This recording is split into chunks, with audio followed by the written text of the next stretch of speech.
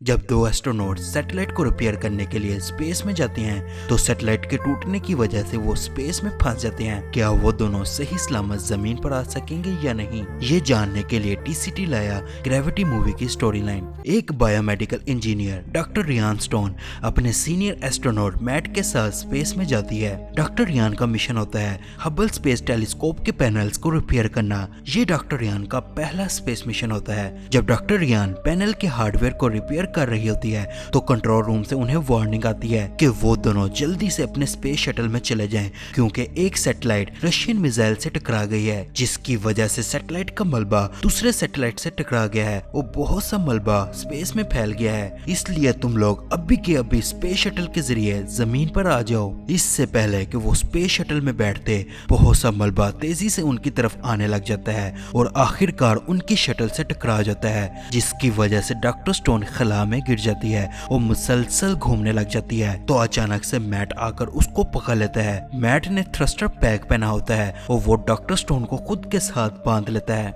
डरने की वजह से डॉक्टर स्टोन बहुत सी ऑक्सीजन इस्तेमाल करने लग जाती है, जिसकी वजह से डॉक्टर स्टोन की ऑक्सीजन थोड़ी रह जाती है और उनका राब्ता कंट्रोल रूम से टूट जाता है और वो दोनों बाकी एस्ट्रोनॉट्स को देखने के लिए दोबारा उसी टूटे हुए शटल में जाते हैं कि शायद कोई एस्ट्रोनॉट जिंदा हो, लेकिन बदकिस्मती से कोई जिंदा नहीं होता। मैट डॉक्टर स्टोन को अपनी घड़ी पर 90 मिनट सेट करने को कहता है, क्योंकि वो मलबा जमीन का चक्कर मुकम्मल करने के बाद दोबारा 90 मिनट में उनसे टकराएगा। इसके बाद वो दोनों इंटरनेशनल स्पेस स्टेशन की तरफ जाते हैं, जो उनसे थोड़े फासले पर ही मौजूद था। इस दौरान मैट डॉक्टर स्टोन के डर को खत्म करने के लिए उसकी लाइफ के बारे में पूछने लग जाता है कि वो कहाँ रहती थी, उसकी फैमिली में कौन कौन है वगैरह। डॉक्टर स्टोन उसे बताती है कि उसकी लाइफ में सिर्फ एक छोटी बेटी थी जो स्कूल के प्लेग्राउंड में खेलते हुए गिर गई थी, जिसकी वजह से उसके सर पर चोट लग गई और अब वो इस दुनिया में नहीं रही। इस दौरान मैट के थ्रस्टर पैक के टैंक्स भी खाली हो जाते हैं और वो बड़ी मुश्किल से आईएसएस तक पहुंच जाते हैं। ISS means international space station. लेकिन वहां वो देखते हैं कि मलबे के टकराने की वजह से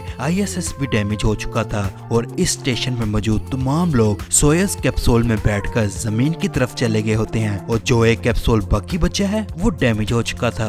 उसके इमरजेंसी पैराशूट खुल चुके थे। अचानक से डॉक्टर स्टोन की रस्सी खुल जाती है और दोनों आईएसएस को पकड़ने की कोशिश करते हैं, लेकिन दोनों की स्पीड ज्यादा होने की वजह से वो नहीं पकड़ सके। तो अचानक से डॉक्टर स्टोन का पांव पैराशूट की रस्सियों में फंस जाता है और वो मैट की रस्सी को भी पकड़कर उसकी जान बचा लेती है। जब मैट देखता है कि डॉक्टर स्टोन का पांव रस्सियों से निकल रहा है तो मैट अपनी कुर्बानी देते हुए अपनी रस्सी को खोल लेता है। वो खला में चला जाता है, लेकिन वो दोनों अभी भी आपस में रेडियो के जरिए से बातें कर सकते थे। तो मैट उसे आईएसएस के अंदर जाने को कहता है, क्योंकि डॉक्टर स्टोन की ऑक्सीजन तकरीबन खत्म हो चुकी थी।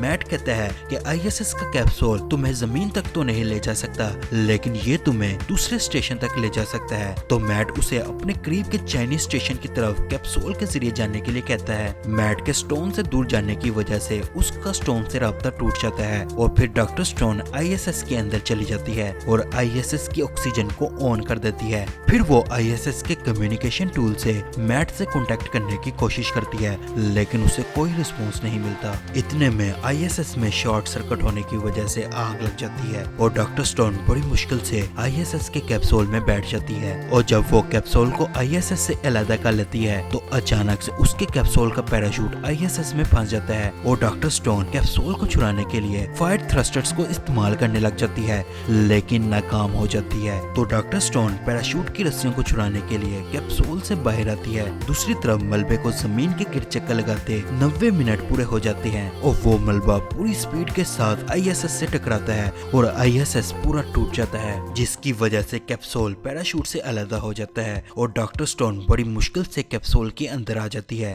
लेकिन अभी भी एक चैलेंज और बाकी था। इससे पहले कि डॉक्टर स्टोन चाइनीज स्टेशन तक पहुंचती, थ्रस्टर्स को ज्यादा इस्तेमाल करने की वजह से कैप्सूल का फ्यूल खत्म हो गया था और डॉक्टर स्टोन फिर से खला में फंस जाती है। अब उसे कोई मदद नजर नहीं आ रही थी और वो अपनी बेटी को याद करते हुए कैप्सूल की ऑक्सीजन को बंद कर देती है है जिसकी वजह से वो बेहोश होने लग जाती है। तो अचानक से उसे कैप्सूल के बाहर मैट दिखाई देता है और वो कैप्सूल का दरवाजा खोलकर अंदर आ जाता है और दोबारा से ऑक्सीजन को ऑन कर देता है। मैट स्टोन को कहता है कि तुम्हारे पास लैंडिंग के लिए जो रॉकेट्स हैं उनको इस्तेमाल करो। तो जैसे ही स्टोन अपनी आंखें खोलती है तो वहाँ कोई नहीं होता, यानी कि ऑक्सीजन कम होने की वजह से स्टोन को हेलुसिनेशन होने लग गई थी। तो फिर स्टोन दोबारा ऑक्सीजन को ऑन कर लेती है और लैंडिंग रॉकेट्स को इस्तेमाल करते हुए चाइनीज स्टेशन की तरफ जाती है, लेकिन उस स्टेशन पर भी कोई नहीं होता और स्टेशन जमीन की तरफ गिर रहा होता है। तो फिर स्टोन उस स्टेशन के कैप्सूल में चली जाती है, लेकिन जमीन की फ्रिक्शन की वजह से स्टेशन टूटने लग जाता है। कैप्सूल पर चाइनीज लिखे होने की वजह से स्टोन को कुछ समझ नहीं आ रही होती कि वो कौन सा बटन दबाए, इसलिए वो कैप्सूल को स्टेशन से अलग नहीं कर पा रही थी और स्टेशन आहिस्ता आहिस्ता टुकड़ों में टूटने लग जाता है। जैसे ही स्टेशन जमीन की हदूद में दाखिल होता है तो उसका लिंक कंट्रोल रूम से जुड़ जाता है, जो उसे कहते हैं कि हमने तुम्हारी लोकेशन ट्रैक कर ली है और रेस्क्यू टीम तुम्हें बचाने के लिए आ रही है। इसके बाद स्टोन तुक्के से एक बटन दबाती है जिससे कैप्सूल स्टेशन से अलग हो जाता है और एक झील में गिर जाता है और डॉक्टर स्टोन की जान बच जाती है। तो फिर वो पानी से बाहर आकर खुश्की पर लेट जाती है और अपनी आंखों के सामने जलते हुए स्टेशन के टुकड़ों को